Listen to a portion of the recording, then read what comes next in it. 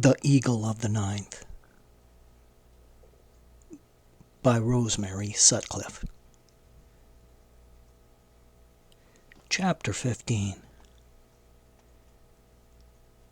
Venture into the dark.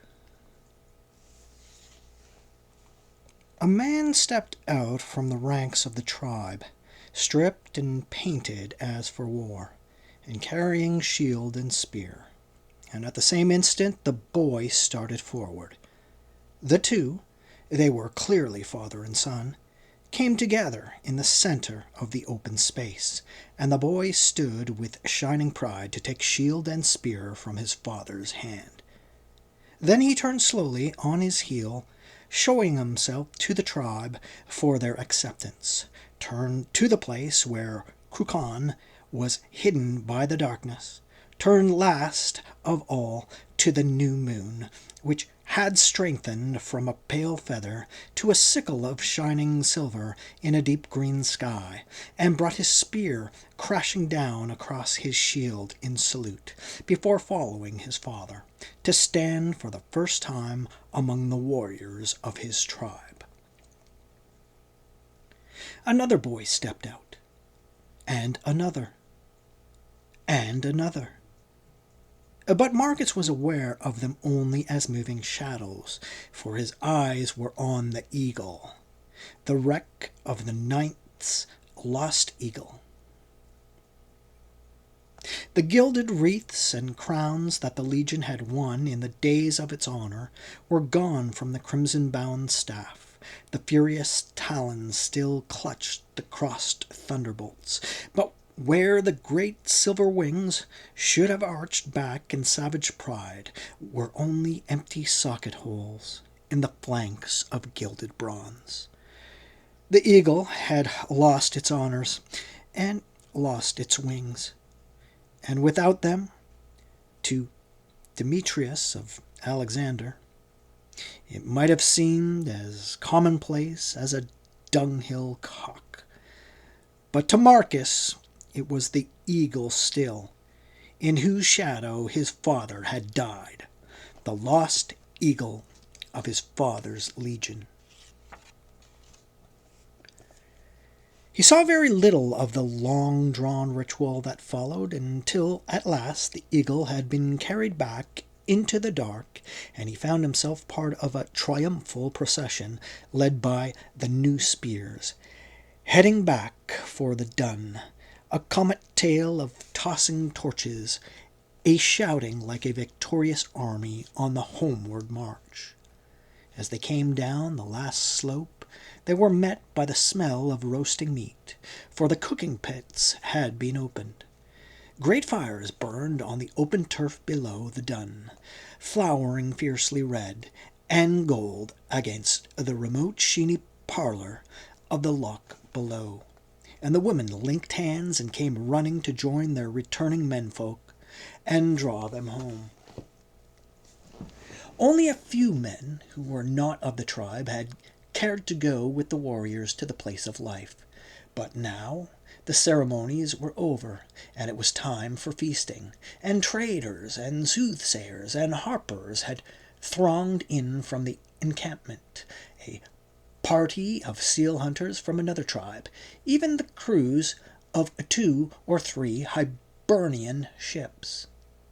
They crowded with the warriors of the Epidai around the fire and feasted nobly on roast meat, while the women, who did not eat with their lords, moved among them with great jars of fiery yellow metheglin to keep the drinking horns brimming.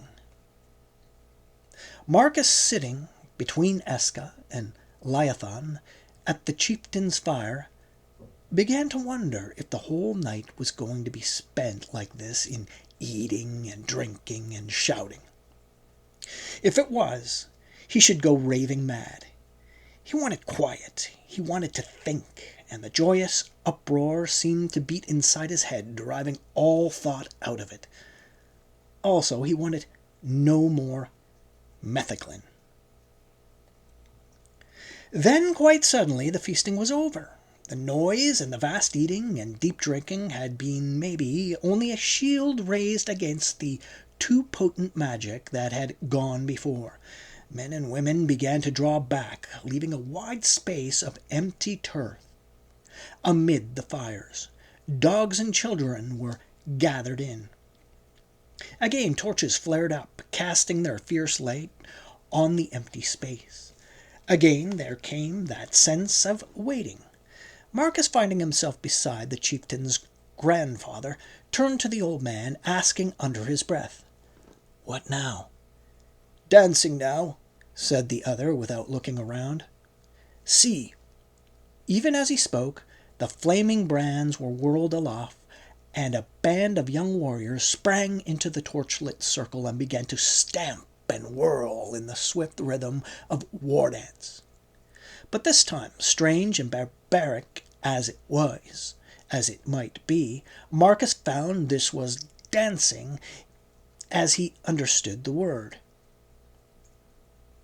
Dance followed dance, blending into each other so that it was hard to tell where one ended and another began. Sometimes it would seem that the whole men's side was dancing, and the ground would tremble under their stamping heels. Sometimes it would be only a chosen few who leapt and whirled and crouched in mimic hunting or warfare, while the rest raised the terrifying music of the British before battle by droning across their shield rims. Only the women never danced at all, for the Feast of New Spears had nothing to do with womankind. The moon had long since set, and only the fierce light of fire and torches lit the wild scene, the twisting bodies and brandished weapons, when at last 2 rows of warriors stepped out onto the trampled turf and stood facing each other. They were stripped to the waist like the rest of the men's side, and carried shield and feathered war spear, and Marcus saw that one rank was made up of the boys who had become men that day, and the other of their fathers who had armed them. "It is the dance of the new spears," Eska told him as the 2 lines swept together with upraised shields. "So we dance it too, we the Brigantes, on the night our boys became men." On his other side, Tredoy leaned forward towards him, asking, "Do not your people hold the Feast of New Spears?" "We hold a feast," Marcus said, "but it's not like this. All this is strange to me, and I have seen many things tonight that make me wonder." "So? And these things?" The old man, having got over his first annoyance with Marcus over the toad's fat, had gradually become more friendly as the days went by, and tonight, warmed still further by the feasting and the metheglin, he was eager to enlighten the stranger within his gates. "I will explain them to you, these things at which you wonder, for you are young and doubtless wish to know, and I am old and by far the wisest man in my tribe." If he went warily, Marcus realized there might be a chance to gather certain information that he needed. "Truly," he said, "wisdom shines from Trudai, the chieftain's grandsire, and my ears are open." And he settled himself with a most flattering show of interest to ask and listen. It was slow work, but little by little, drawing the old man on with all the skill he possessed, listening patiently to a great deal that was of no use to him whatever, he gathered the scraps of knowledge that he needed. He learned that the priest kind had their living place in the birch woods below the place of life, and that no guard was kept over the holy place, no watch of attendant priests.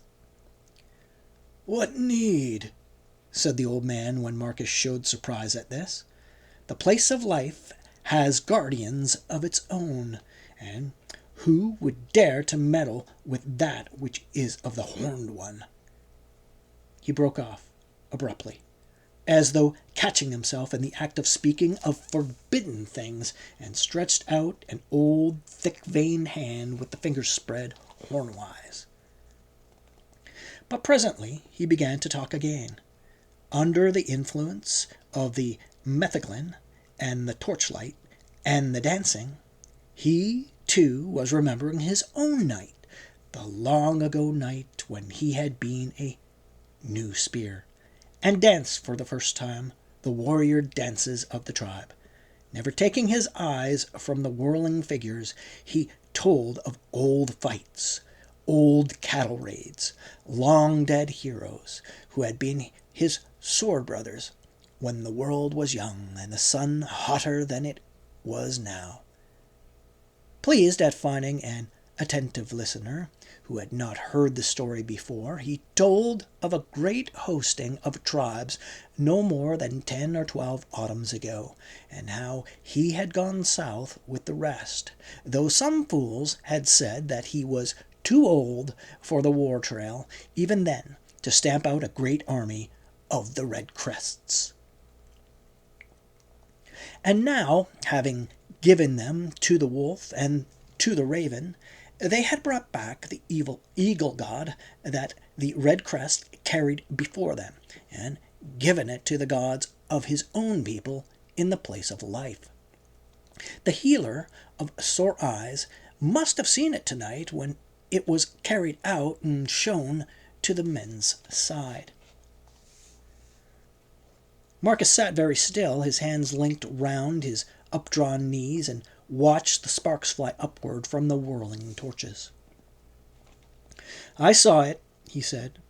"I have seen such eagle gods before, and I wondered to see it here. We are always curious, we Greeks. Also, we have small cause to love Rome. Tell me more of how you took this eagle god from the Red Crest. I should like to hear that story." It was the story that he had heard once already, from Gurn the hunter, but told from the opposite side, and where Gurn's story had ended, this one went on.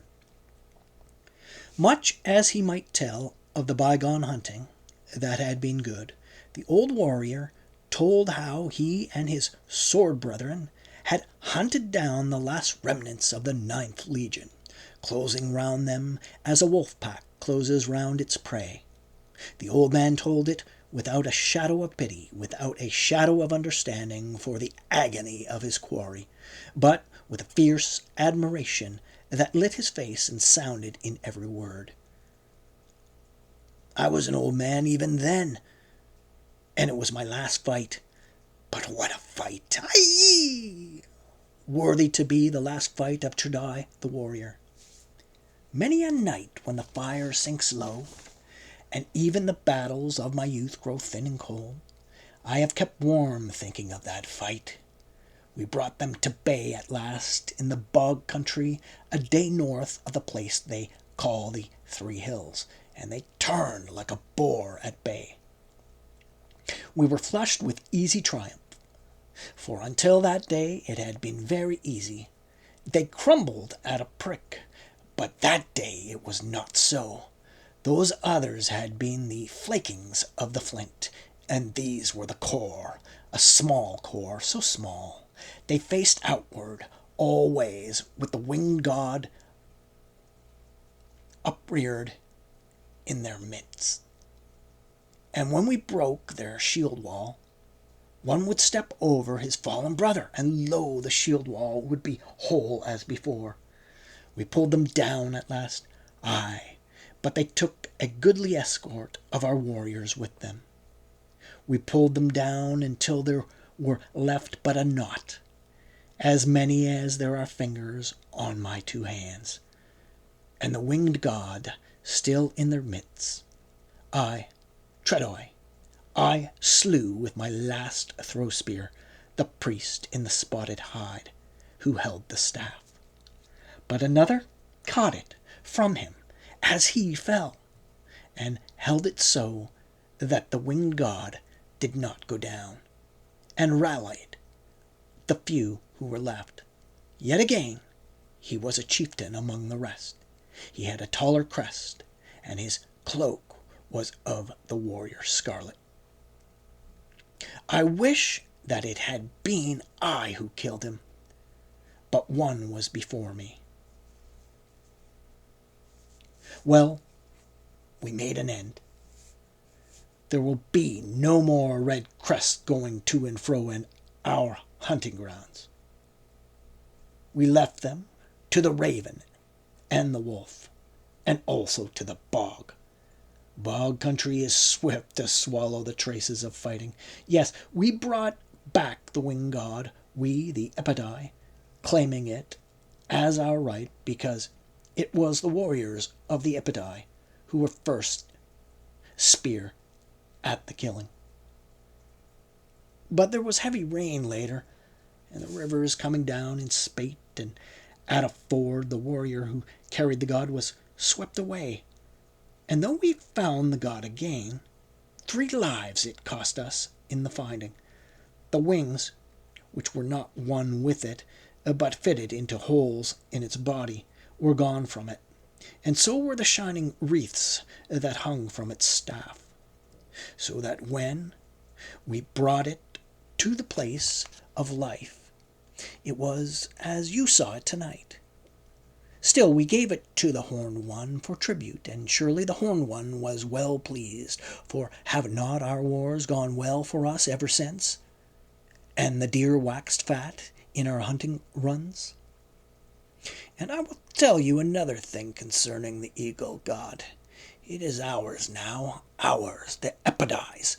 But if ever the day comes when we host against the Red Crest again, when the Krantara goes out through Albu, calling the tribes to war, the eagle god will be a spear in the hand of the tribes of Albu, and not the Epidai alone. The bright old eyes turned at last, consideringly, to Marcus's face. He was like you, that chieftain of the Red Crest. Yes, and yet you say that you are a Greek. Surely that is strange. Marcus said, there are many of Greek's blood among the Red Crests. So, that might be it. The old man began to fumble under the shoulder folds of the checkered cloak he wore. They were truly warriors, and he left them their weapons, as befits warriors.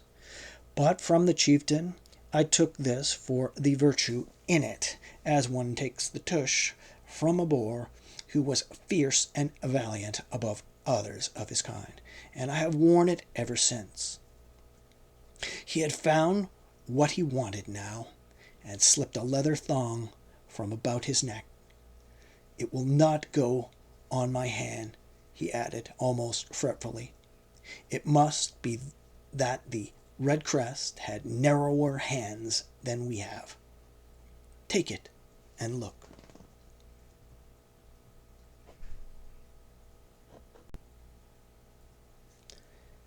A ring swung on the end of the thong, sparkling faintly with green fire in the torchlight.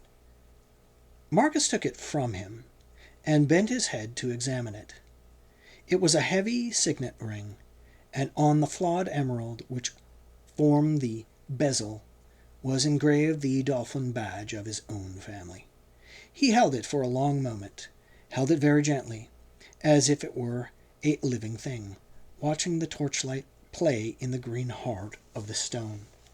Then he gave it back into the old man's waiting hand with a casual word of thanks, and turned his attention again to the dancers. But the fierce whirl of the dance was blurred on his sight, for suddenly, across 12 years and more, he was looking up at a dark, laughing man who seemed to tower over him. There were pigeons wheeling behind the man's bent head, and when he put up his hand to rub his forehead, the sunlight that rimmed the pigeons' wings with fire cut the flawed emerald of the signet ring he wore. All at once, with overmuch finding out, for one day, Marcus was tired to the depths of his soul.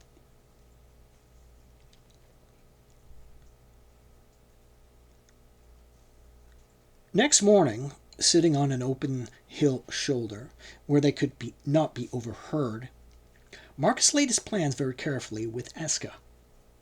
He had already told the chieftain that he was for starting south again next day, and the chieftain, and indeed the whole dun, were loath to let him go. Let him stay until spring, maybe. There would be more sore eyes for him to solve. But Marcus had remained firm, saying that he wished to be in the south again before the winter closed in, and now, with the great gathering for the Feast of New Spears breaking up and going its separate ways, was surely the time for him to be going too. The friendliness of the tribesmen gave him no sense of guilt in what he was going to do. They had welcomed and sheltered him and Eska, and in return Eska had hunted and herded with them, and he had doctored their sore eyes with all the skill that he possessed. In all that there was no debt on either side, no room for guilt. In the matter of the eagle, they were the enemy, an enemy worthy of his steel. He liked and respected them. Let them keep the eagle if they could. That last day passed very quietly.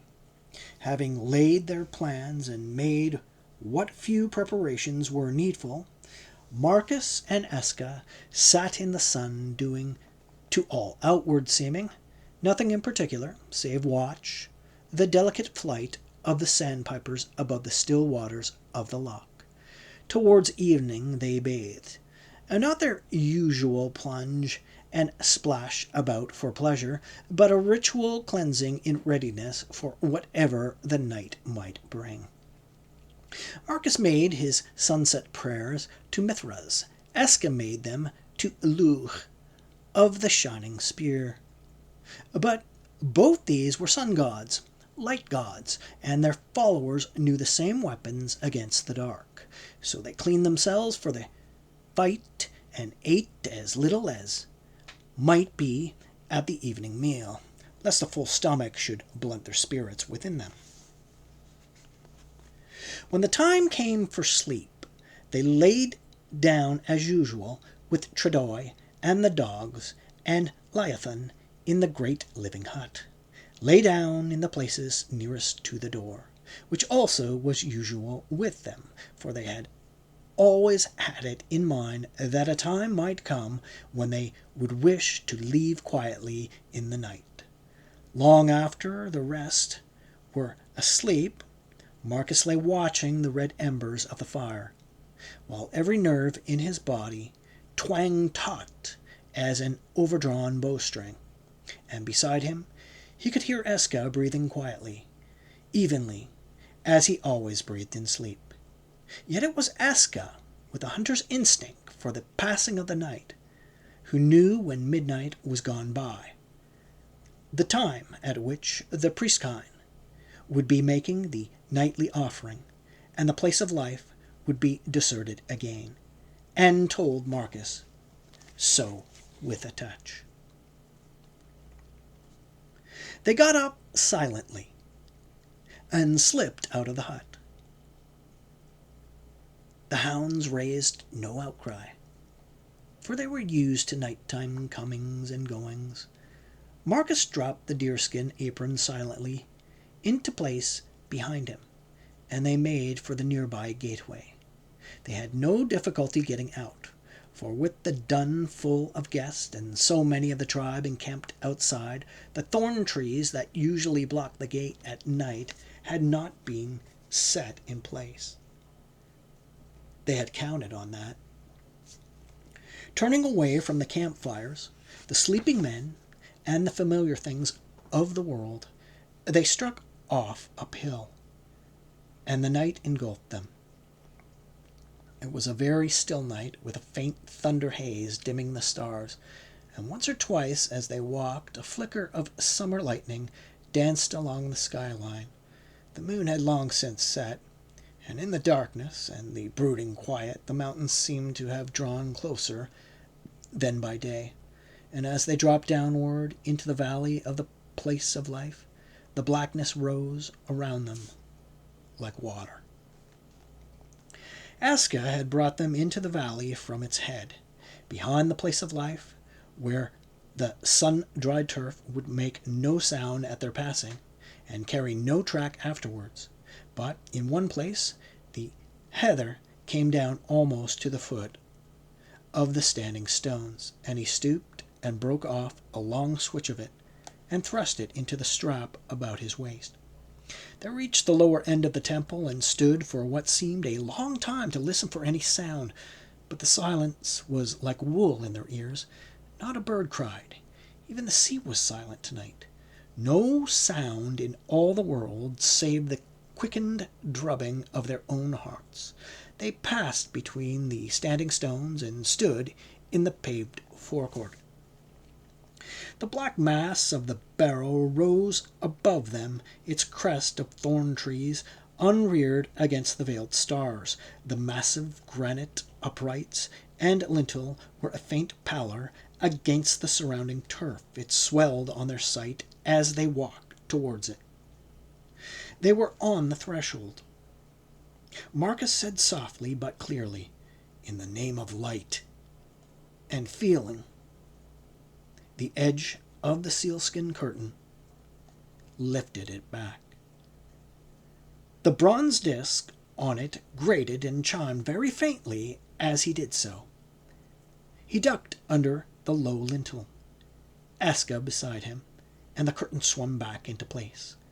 The black darkness seemed to press against his eyes, against his whole body, and with the darkness, the atmosphere of the place. The atmosphere, it was not evil, exactly, but it was horribly personal. For thousands of years this place had been the center of a dark worship, and it was as though they had given to it a living personality of its own. Marcus felt that at any moment he would hear it breathe, slowly and stealthily, like a waiting animal.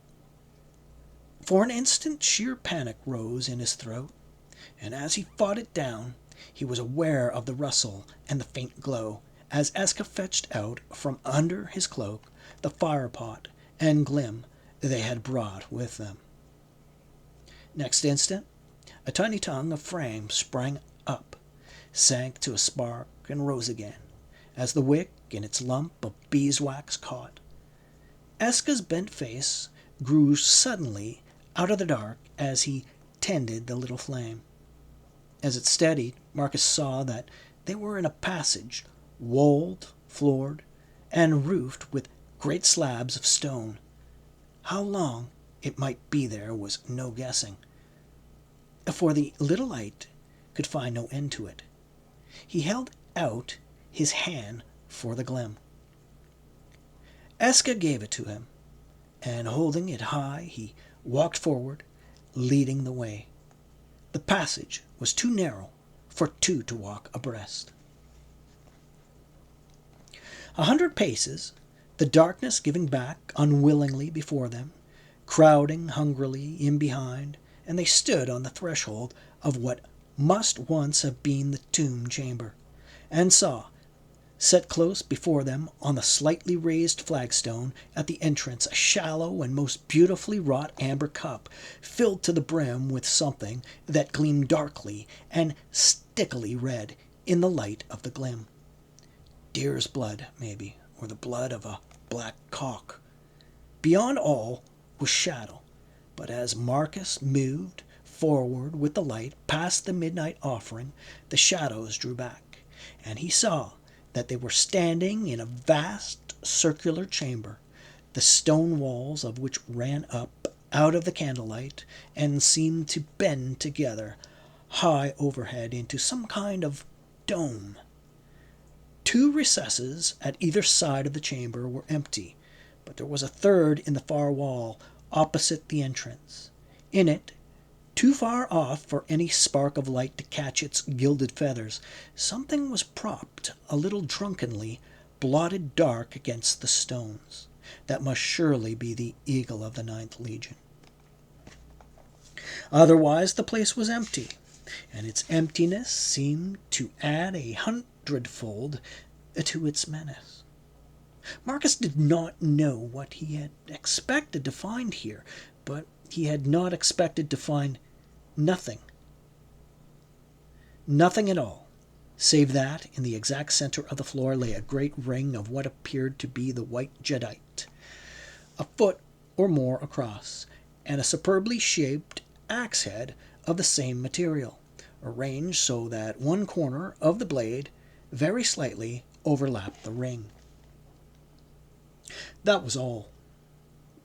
Eska's hand was on his arm, and his voice whispering urgently in his ear. "It is strong magic. Do not touch it."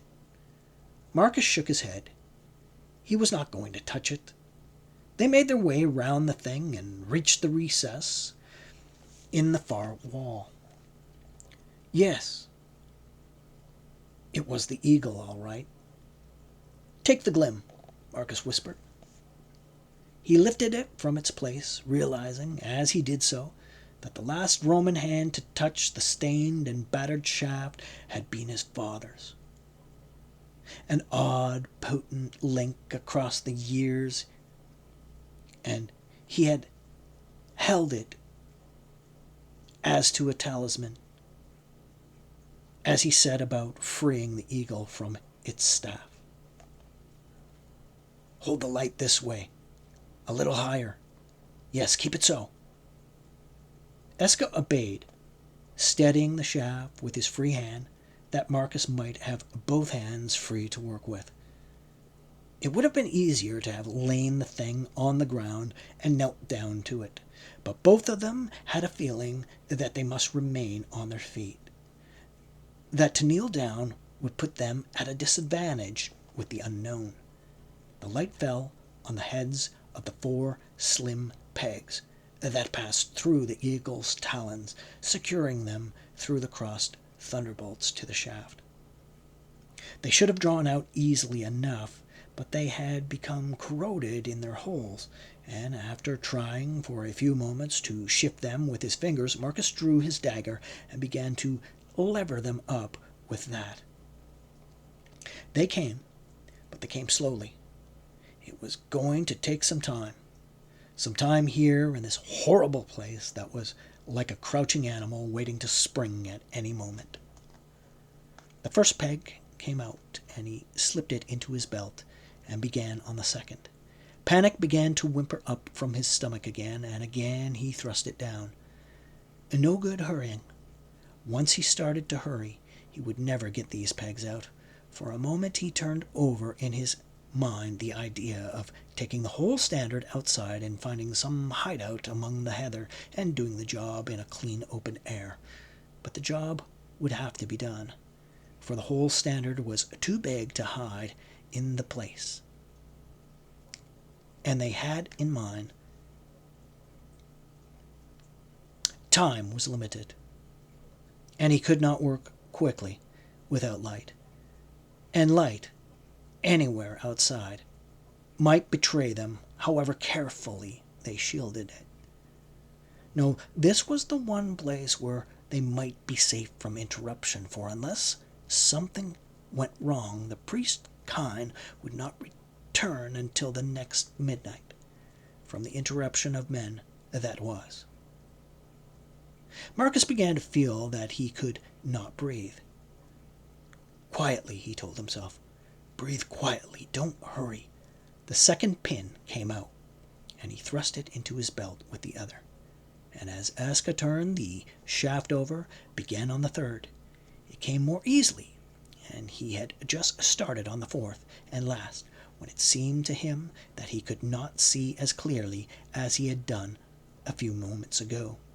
He looked up and saw Aska's face shining with sweat in the upward light of the glim, but surely the glim was giving less light than it had done.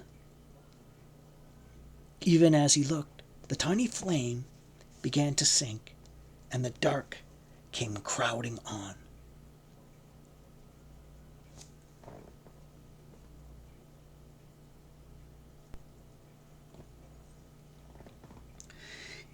It might be only bad air, or a fault in the wick, or it might not, he said urgently. Think light, Aska, think light. And even as he spoke, the flames sank to a blue spark. Beside him, he heard Eska's breath. Whistling through flaring nostrils, his own heart had begun to race, and he felt not only the many-fingered dark, but the walls and roof themselves, closing in on him, suffocating him, as though a soft, cold hand was pressed over his nose and mouth. He had a sudden, hideous conviction that there was no longer a straight passage, and a leather curtain between them and the outer world, only the earth-piled mountain high over them, and no way out. No way out. The darkness reached out to finger him softly. He braced himself upright against the cold stones, putting out his will to force the walls back, fighting the evil sense of suffocation. He was doing as he had told Eska to do, thinking light with all the strength that was in him, so that in his inner eye the place was full of it, strong, clear, light flowing into every cranny. Suddenly he remembered the flood of the sunset light in his sleeping cell at Kaliva, that evening when Eska, Enkub, and Kotia had come to him in his desperate need. He called it up now, like golden water, like a trumpet call, the light of Mithras. He hurled it against the darkness, forcing it back, back, back. How long he stood like that he never knew, until he saw the blue spark strengthen slowly, sink a little, and then lick up suddenly into a clear, small flame. It might have been only a fault in the wick. He realized that he was breathing in great shuddering gasps, and the sweat was running down his face and breast. He looked at Eska, and Eska returned his look. Neither of them spoke. Then he started again on the fourth pin. It was the most stubborn of the lot, but it yielded at last, and eagle and thunderbolts came loose in his hands. He lifted them off with a long shaken breath, and sheathed his dagger. Now that it was done, he wanted to fling the staff aside and make a blind dash for the open air. But he schooled himself to take the staff from Eska and returned it to its place in the recess, to lay the thunderbolts and the 4 bronze pegs on the floor beside it, before he turned at last to go, carrying the eagle in the crook of his arm. Eska had taken the branch of heather from his belt, and still carrying the glim, followed him, moving backward to brush out any recognizable tracks they had left in the dust.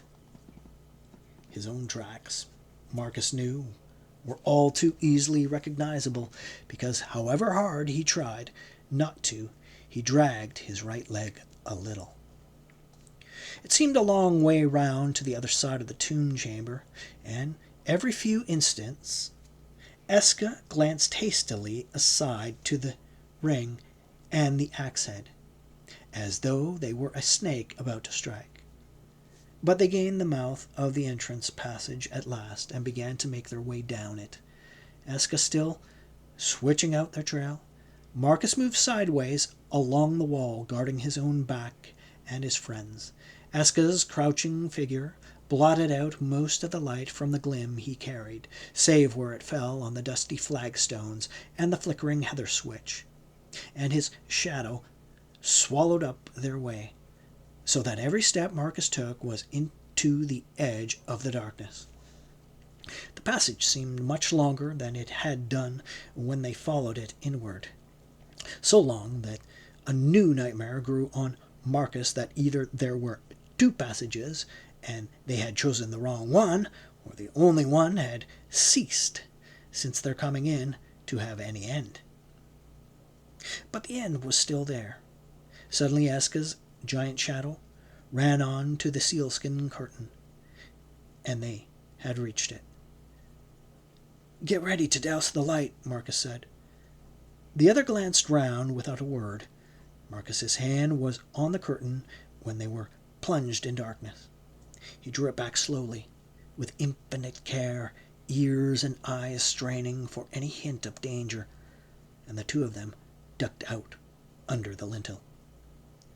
He let the curtain back, ease into place behind them, and stood with his hand on Eska's shoulder, drawing in great grasps of the clean night air, with its scent of bog myrtle and its salt tang of the sea, and gazing up at the veiled stars. It seemed to him that they had been many hours in the dark, but the stars had swung only a little way on their courses since he saw them last. The summer lighting was still flickering along the hills. He realized that Eska was shuddering from head to foot, like a horse that smells fire, and tightened his hand on his friend's shoulder. "We are out," he said. "We are through. It is over. Steady, old wolf." Eska answered him with a shaken breath of laughter. "It is that. I want to be sick." "So do I," Marcus said. "But we have no time just now. This is no place to wait in until we are discovered by the priestkind. Come." Some time later, having recrossed the hills and fetched a wide half-circle round the dun and encampment, they emerged from the steepy galling woods onto the bleak shores of the loch, just where a spit of rough turf and boulders laced together with alder scrub ran out from the grey shingle beach. Just above the beach they halted, and Eska hurriedly stripped. "Now give me the eagle." He took it, handling it reverently, though it had been no eagle of his, and a moment later Marcus was alone.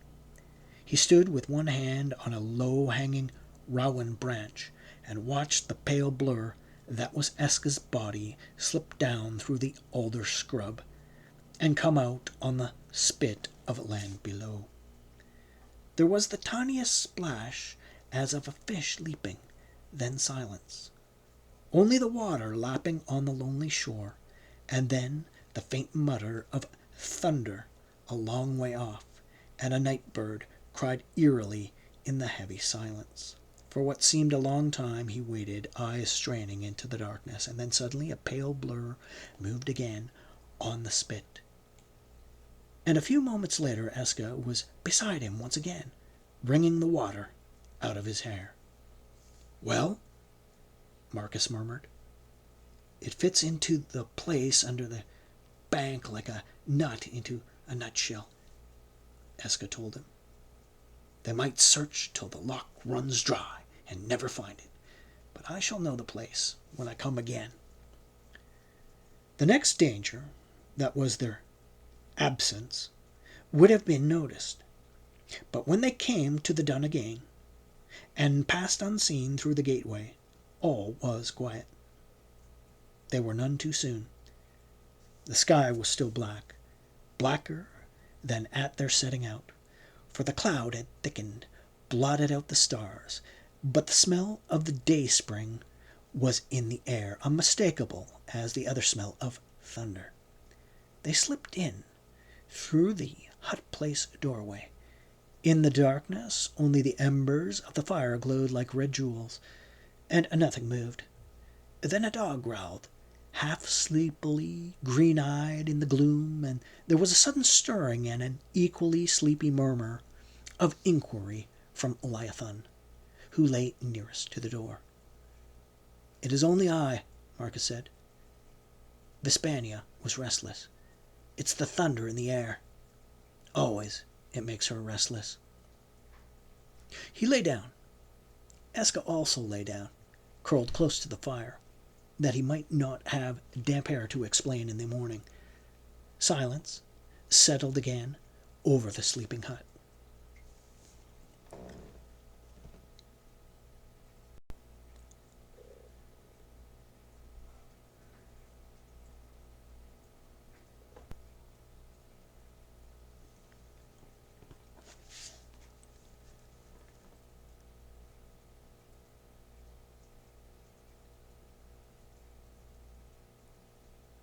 Chapter 16. The Ring Brooch. A few hours later, Marcus and Esca took their leave of the dun and started out, riding through a world that was clear-washed and as deeply colored as a purple grape. After the thunderstorm, which had finally broken over them at dawn, southwards they went at first, following the shores of the loch to its foot, then northeast by a herding path through the mountains that brought them down towards evening to the shores of another loch, a long she-loch this time, loud with the crying of shorebirds. That night they slept in a village that was no more than a cluster of turf bothies clinging to the narrow shore between the mountains and the grey water. The next morning set out again for the head of the loch, where there was a village through which they had passed before. All that day they rode easily, breathing the horses often. Marcus was eager to be out of this land of sea lochs, through which one had to zigzag like a snipe, in which one could easily become trapped and entangled. But it was no good getting too far from the place of life before the next move in the game could be played. The loss of the eagle would have been discovered at midnight, when the loss of the eagle would have been discovered at midnight, when the priest went to renew the offering, and suspicion, though it would be widespread over all outside the tribe who had gathered to the feast of new spears, would certainly fall most heavily on himself and Esca. So the tribe would be up and after them long before now. Knowing the way they had taken, Marcus reckoned that their pursuers could be up with them not long after noon if they crossed the loch by coracle and commandeered ponies on the near shore, as they undoubtedly would do. But he had forgotten to allow for the difficulties of the new mountain passes, and it was much later than he had expected when at last his ear caught the soft drumming of unshod hoofs a long way off, and looking back he saw a ragged skein of 6 or 7 horsemen coming at breakneck speed down a steep side glen towards them. He drew a quick breath that was almost of relief, for it had been a nerve-wracking business waiting for them. Here they came, here they come at last, he said to Esca. And then, as a distant yell echoed down the mountainside, hear how the hounds give tongue. Esca laughed quietly, his eyes bright with the excitement of danger. "Sweff, sweff," he encouraged them softly. "Do we ride on, or rein in and wait for them?" "Rein in and wait," Marcus decided. "They will know that we have seen them." They wheeled the mares and sat waiting while the skein of wild riders swept towards them, the ponies sure-footed as goats among the rocks of a steep glen. Mithra! What cavalry they would make, Marcus said, watching them. Vespania was uneasy. She fidgeted and sidestepped, blowing down her nose, her ears pricked forward, and he patted her neck reassuringly. The tribesmen had reached the low ground and swung into the long curve of the loch side, and a few moments later they were up with the 2 who had waited for them, and reining back their ponies in full gallop, dropped to the ground. Marcus looked them over as they crowded in on them, 7 warriors of the tribe, Dyrgstein and his brother among them. He took in their ugly looks and the war spears they carried, and his face was puzzled and inquiring. "Dyrgstein? Liathon? What is it that you want with me in so much haste? You know well enough what it is we want with you," Dyrgstein said. His face was set like a stone, and his hand tightened on the shaft of his spear. "But I fear that I do not," Marcus said in a tone of rising annoyance, pretending not to notice that the two of the tribesmen, leaving their own mounts standing, had gone to Vipsania's and Mina's hands. "You will have to tell me." "Yes, we will tell you." An older hunter cut in. "We come to take back the winged god, also for blood to wash out the insult that you have put upon us and upon the gods of our tribe." The others broke into a threatening outcry, pressing in on the two, who had by now dismounted also. Marcus faced them with a pucker of bewilderment between his black brows. "The winged god?" he repeated. "The eagle god that we saw carried at the Feast of New Spears?" Why new light seemed to dawn on him. "You mean that you have lost it?" "We mean that it is stolen, and we are come to take it back from those who robbed us," Dirgian said very softly, and the softness was as though a cold finger gently stroked Marcus's spine. He looked into the other's face with slowly widening eyes. "And it must needs be I who stole it?" he said, and then flared out at them. "Why in the name of the Thunderer should I want a wingless Roman eagle?" "You might have had your reasons," said the chieftain in the same soft voice. "I cannot think of any." The tribesmen were growing impatient. There were shouts of "Kill! Kill!" and they crowded closer. Fierce rage, darkened faces were thrust into Marcus's, and a spear was shaken before his eyes. "Kill the thieves! There has been enough of talking." Startled by the angry turmoil, Vespania was flinging this way and that, showing the whites of her eyes, and Amina squealed, going up in a rearing turn as she tried to break from the man who held her, and was forced down again by a blow between the ears. Marcus raised his voice above the tumult. "It is the custom of the Seal people to hunt down and slay those who have been their guests?" "Well, do the Romans call the men of the north barbarians?" The shouting sank to a sullen, menacing mutter, and he went on more quietly.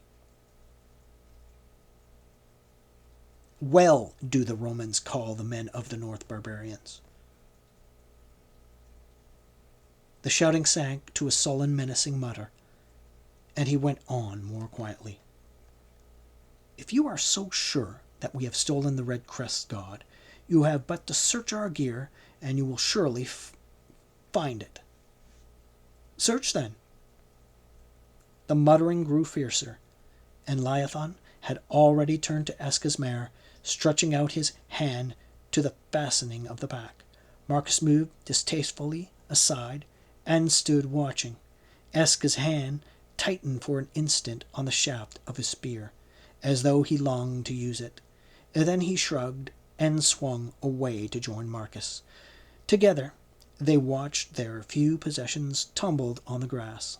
A couple of cloaks, a cooking pot, some strips of smoked deer meat flung out with rough haste. The lid of the bronze medicine box was wrenched back, and one of the hunters began to rummage inside like a little dog after a rat. Marcus said quietly to the chieftain, who stood beside him with folded arms, also looking on, "Will you bid your hounds be less rough with the tools of my trade? It may be that there are still sore eyes in Albu, though your small son's eyes are well." Dirgstian flushed at the reminder, and glanced aside at him for an instant with a kind of sullen half-shame. Then he spoke sharply to the man who was delving among the salves. "Softly, you fool. There is no need that you should break the medicine sticks." The man growled, but handled the things more carefully thereafter. Meanwhile the others had unfolded and shaken out the sheepskin saddle pads, and all but torn the bronze ring brooch out of the violet-colored cloak by their rough handling. "Are you satisfied now?" Marcus asked, when everything had been turned inside out, and the tribesmen stood about, baffled and empty-handed, staring down at the chaos they had made. "Or is it you would search us to the skin?" He held out his arms, and their eyes ran over them, over Eska. It was perfectly obvious that they could have nothing a tenth the size and weight of the eagle hidden on them. The chieftain shook his head. "We must cast our net wider, it seems." The tribesmen were all known to Marcus, at least by sight. They looked bewildered, sullen, a little shamed, and they found it hard to meet his eyes. At a gesture from the chieftain, they began to gather up the scattered objects and bundle them, with the torn cloak, with its dangling ring brooch, into the pack-cloth. Leviathan stooped to the disemboweled medicine box, glancing up at Marcus, and then away again. They had offended against their own laws of hospitality. They had hunted down two who had been their guest, and not found the winged god after all. "Come back with us," said the chieftain. "Come back with us, lest our hearts be shamed." Marcus shook his head. "We are for the south, before the year closes in. Go and cast your net wider, for the wingless winged god of yours. We shall remember that we have been your guest, Eska and I." He smiled. "The rest we have forgotten. Good hunting to you on the game trails this winter." When the tribesmen had whistled up their own ponies, who had stood quietly by all this while their reins over their heads, and remounting, set off back the way they had come, Marcus did not move at once. He stood gazing after the dwindling specks up the glen, with a queer regret, while his hand mechanically soothed and fondled his upset and angry mare. "Do you wish the eagle yet in the place we took it from?" Eska asked.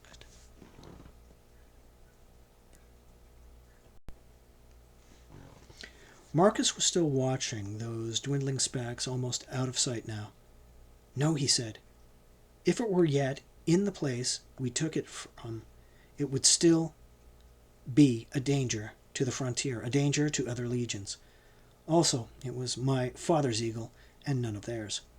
Let them keep it, if they can. Only it is in my heart that I wish to. We need not have made Dirjdian and his sword brethren ashamed." They saw to their gear, tightened the ponies, belly straps, and rode on.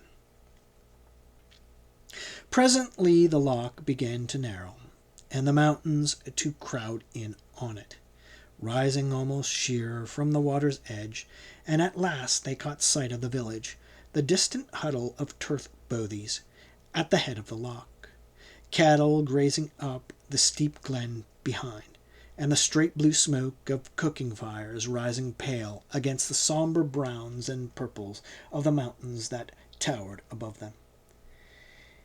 "It is time that I sickened of the fever," said Eska, and without more ado he began to sway from side to side, his eyes half closed. "My head," he croaked, "my head is on a fire." Marcus reached out and took the reins from him. "Slump a little more and roll a little less. It is fever, not methylagen, that lit the fire, remember." Again, I'm sorry, folks. Slump a little more and roll a little less. It is fever, not methylagen, that lit the fire. Remember, he directed, beginning to lead the other horse with his own. The usual crowd of men and women, children and boys gathered to meet them as they entered the village, and here and there people called out a greeting to them, glad in their remote way to see them back again. With Eska slumped over Mina's neck beside him, Marcus singled out the ancient headman, greeted him with due courtesy, and explained that his servant was sick, and must rest a few days, 2 days, 3 at the most. It was an old sickness that returned from time to time and would last no longer given proper treatment. The headman replied that they were welcome to share his fireside, and they had done when they passed that way before. The headman replied that they were welcome to share his fireside, as they had done when they had passed that way before. But to that Marcus shook his head.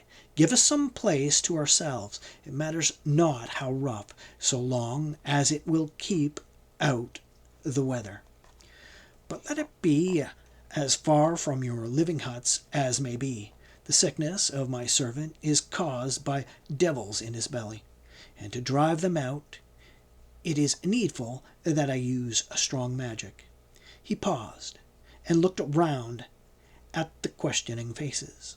It will do no harm to this village, but it cannot be looked upon safely by any who have not the signs for protection. That is why we must have lodging apart from the living huts. They looked at each other. It is always dangerous to look upon forbidden things, said the woman, accepting the story without surprise. There could be no question of refusing them shelter. Marcus knew the laws of the tribes. He talked the matter over quickly among themselves and finally decided that Khan's cowbyre, which was not now in use, would be the best place. Khan's cowbyre proved to be the usual turf bothy, exactly like the living huts, save that it was not set so far below ground level, and there was no hearth in the centre of the trampled earthen floor. It was well away from the main rath, with its doorway at an angle that would make it possible to slip out and in without showing up too clearly to any watchers among the living huts. So far, so good. The villagers, feeling perhaps that a man who could conjure out devils was best treated kindly, did their best for the two returned strangers. But by dusk the mares had been taken in charge, fresh fern stacked inside the hut for bedding, an old skin rug skewered up over the doorway, and the woman had brought broiled boar's flesh for Marcus and warm ewe's milk for Eska, who lay on the piled bracken, moaning and babbling most realistically.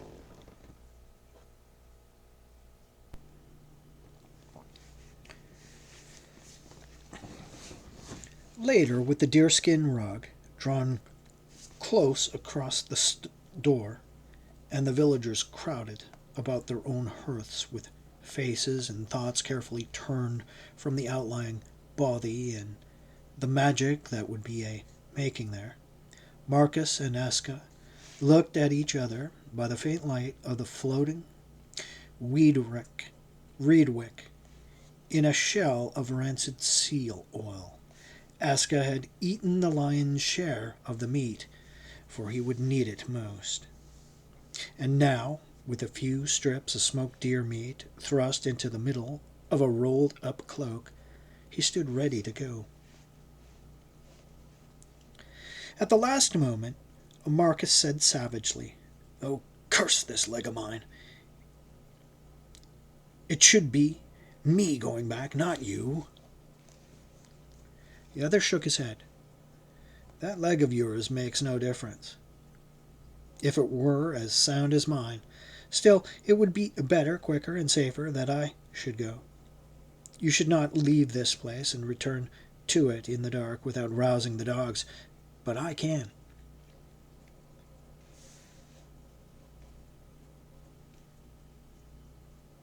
"You cannot find your way through the passes that we have traversed only once before.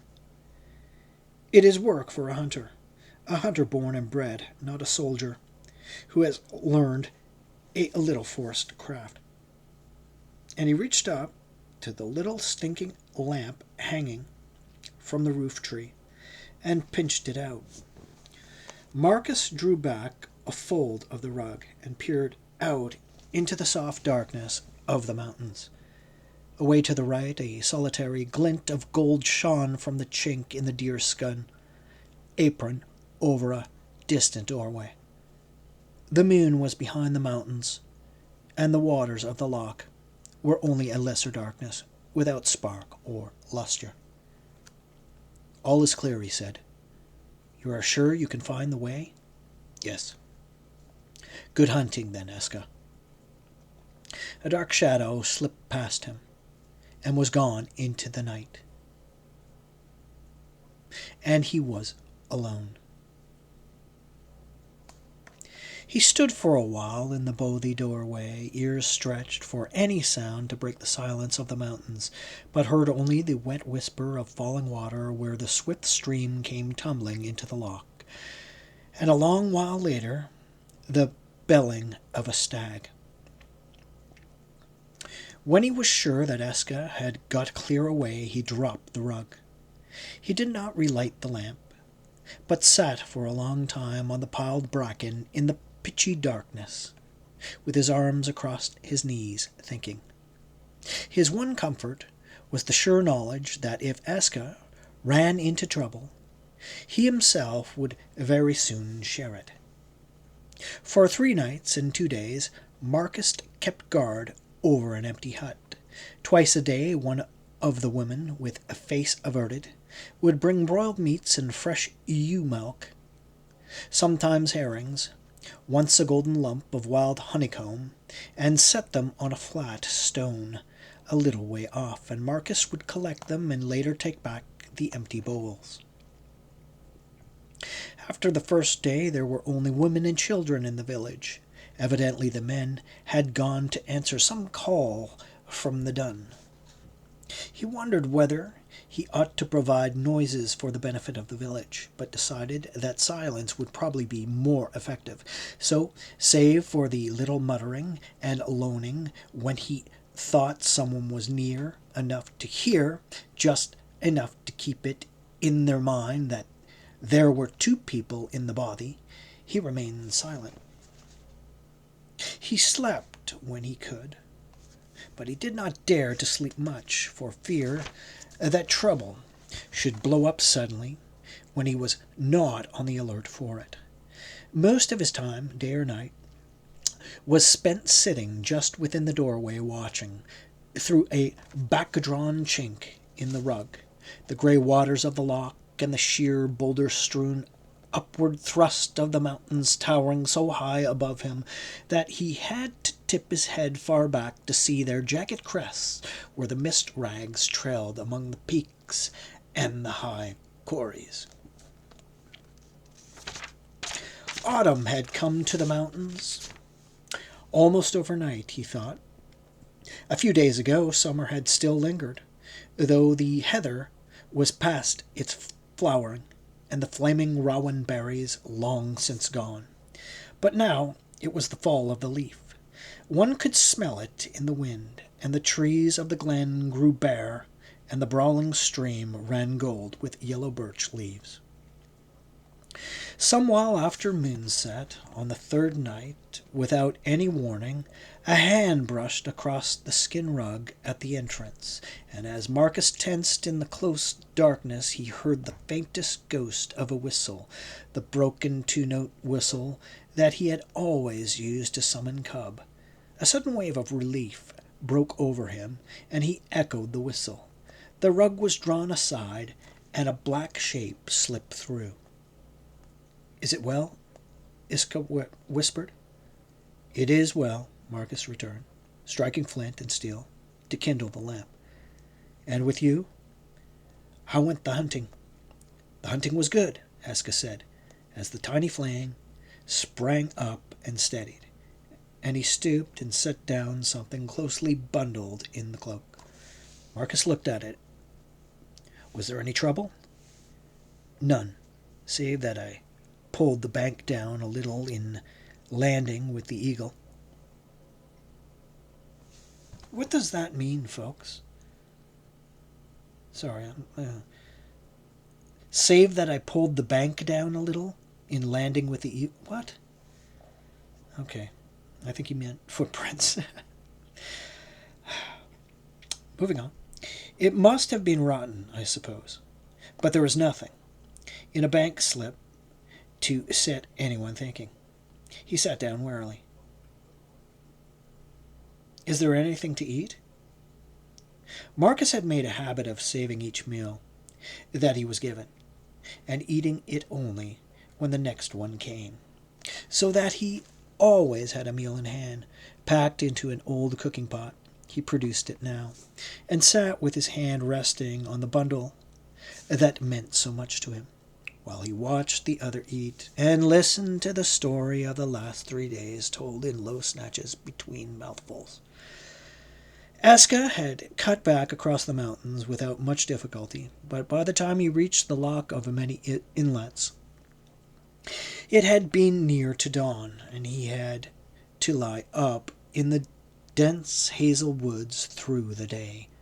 Twice during the day parties of warriors had passed close to his hiding place, carrying coracles and evidently bound, like himself, for the dun by the short way across the loch. Also they had been carrying war spears, he said. As soon as it was dark, he had set out once again to swim the loch. It was little more than a mile across at the place he chose, and that, too, had not been difficult. He had worked his way down the far shore until he came to the spit of land that marked the place where they had hidden the eagle, found it, and landed again, pulling down the bank a little in doing so, and bundled it in the wet cloak that he had carried bound to his shoulder. Then he had returned the way he came, as fast as might be, for the dun was thrumming like a disturbed bee's nest. Of a certainty, the tribe was hosting. It had been very easy, almost too easy. Aska's voice was growing blurred towards the close of the story. He was blind, weary, and the instant he had finished eating, he stretched out on the piled bracken, and sleep took him like a tired hound after a day's hunting. But before the sun was above the mountains next day, they were on their way once more, for though they were now clear of suspicion, it was no time for lingering. The village had shown no signs of surprise at Eska's sudden recovery. Presumably, when the devils were no longer in his belly, the man was whole again. Then had given the travellers more of the eternal smoked meat, and a boy, a wild, dark-faced lad, too young for the hosting and sulking in consequence, to guide them on the next stage of their journey, and bidden them good hunting, and let them go.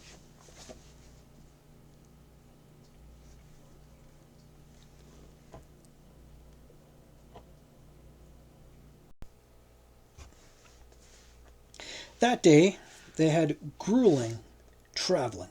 No level loch side to follow, but a steep thrust northward into the heart of the mountains, and then east so far as they could hold to any course, by narrow passes between sheer heather-washed crags of black rock, skirting wide mountain shoulders, traversing bare ridges across what seemed to be the roof of the world, until at last the lie of the country turned them south again into the long downward sweep that ended afar off in the marshes of the Cluta. Here the boy parted from them, refusing to share their camp for the night, and set off back the way he had come, tireless as the mountain buck among his native glens.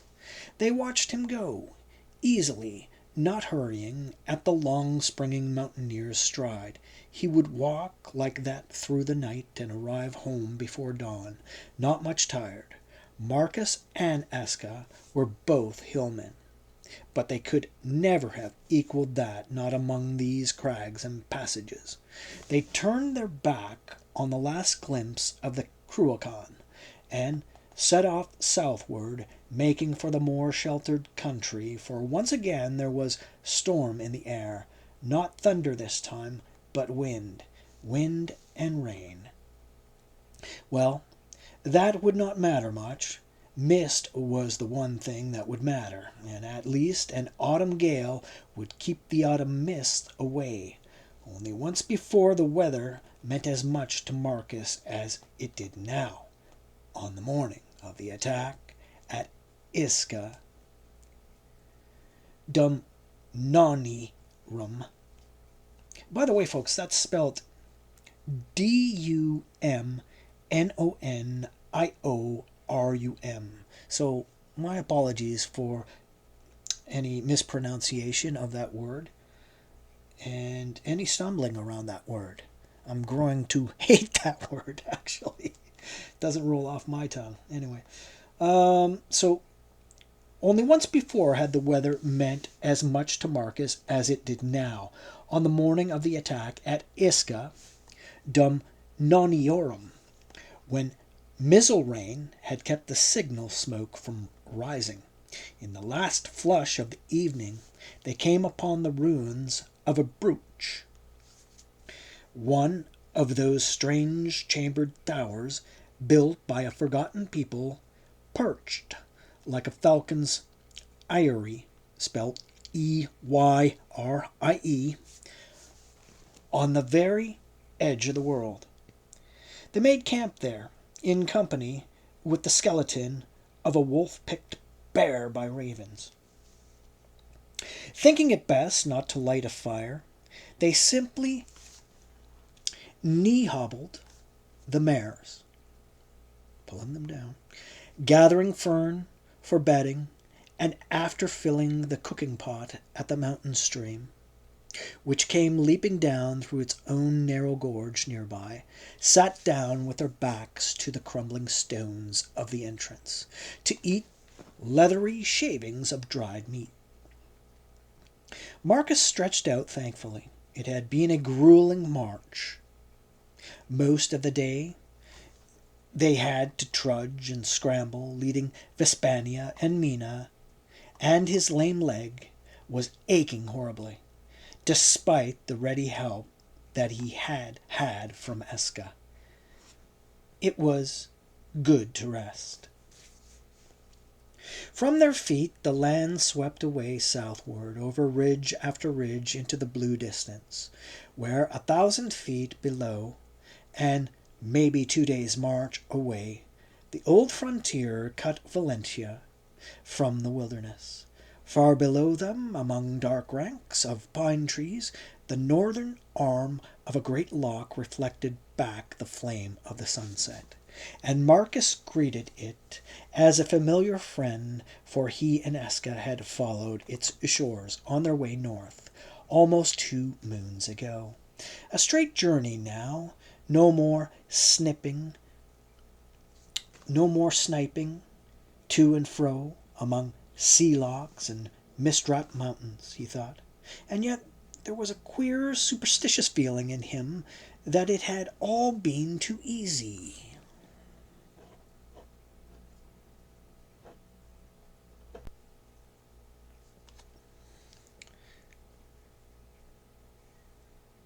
From their feet, the land swept away southward over ridge after ridge into the blue distance, where 1,000 feet below, and maybe 2 days' march away, the old frontier cut Valentia from the wilderness.